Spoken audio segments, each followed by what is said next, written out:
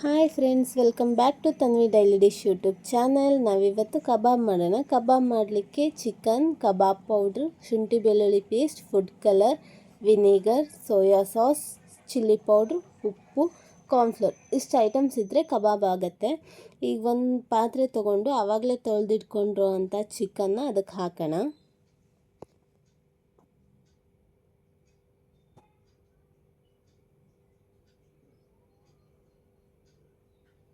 ಅದಕ್ಕೆ ಉಪ್ಪು ಹಾಕ್ತಾ ಇದ್ದೀನಿ. ಇವಾಗ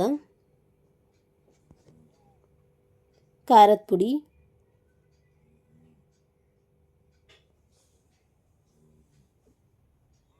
cornflour,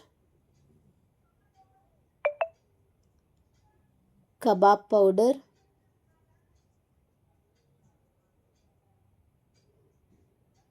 vinegar, soya sauce, food colour,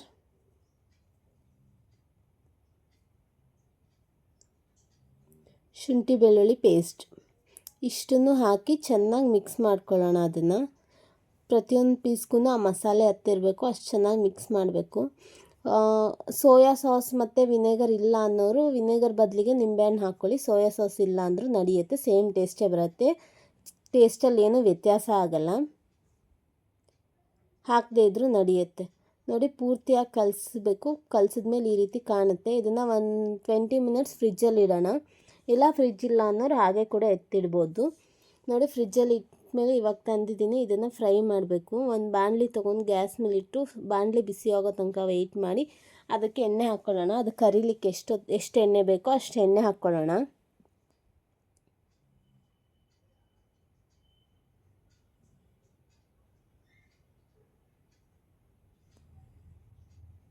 ನೋಡಿ, ಇನ್ನೇನು ಎಣ್ಣೆ ಬಿಸಿ ಆಗ್ತಾ ಇದೆ. ಈ ಟೈಮಲ್ಲಿ ಆವಾಗಲೇ ಮಿಕ್ಸ್ ಮಾಡಿ ಇಟ್ಕೊಂಡಿದ್ವಲ್ಲ ಕಬಾಬ್, ಅದನ್ನು ಇದಕ್ಕೆ ಒಂದೊಂದಾಗಿ ಬಿಡ್ತಾ ಬರೋಣ. ಎಣ್ಣೆಲಿ ಹಾಕುವಾಗ ಸ್ವಲ್ಪ ಕೈ ಹುಷಾರು, ನಿಧಾನಕ್ಕೆ ಹಾಕಿ.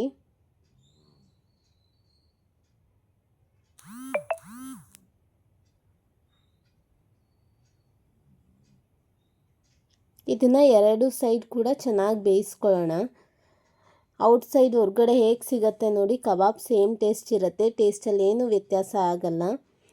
ಈಗ ಮಾಡ್ತಾ ಇರೋದು ಹೊರಗಡೆ ಸಿಗೋದು, ಎರಡು ಸೇಮ್ ಟೇಸ್ಟ್ ಅನಿಸುತ್ತೆ. ಮನೆಯಲ್ಲೇ ಮಾಡ್ಕೊಂಡು ತಿನ್ನಿ, ಚೆನ್ನಾಗಿರುತ್ತೆ.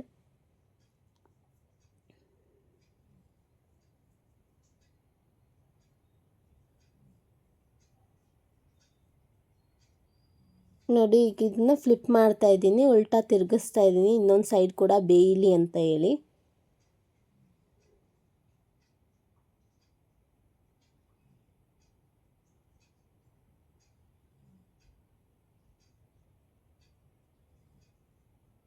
ನೋಡಿ, ಇನ್ನೇನು ಎರಡು ಸೈಡ್ ಕೂಡ ಬೆಂದಿದೆ. ಇವಾಗ ನಾವು ಅದನ್ನ ತೆಗೆದುಕೊಳ್ಳೋಣ.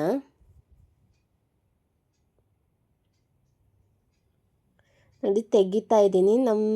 ಬೇಕಾಗಿರೋವಂಥ ಕಬಾಬ್ ರೆಡಿ ಆಯಿತು. ಈಗ ಹೊರಗಡೆಯಿಂದ ಕ್ರಂಚಿ ಆಗಿದೆ, ಒಳಗಡೆಯಿಂದ ಸಾಫ್ಟ್ ಆ್ಯಂಡ್ ಜ್ಯೂಸಿ ಆಗಿದೆ. ಬೇಕಿದ್ರೆ ತೆಗೆದು ತೋರಿಸ್ತೀನಿ, ನೋಡಿ ನೀವು.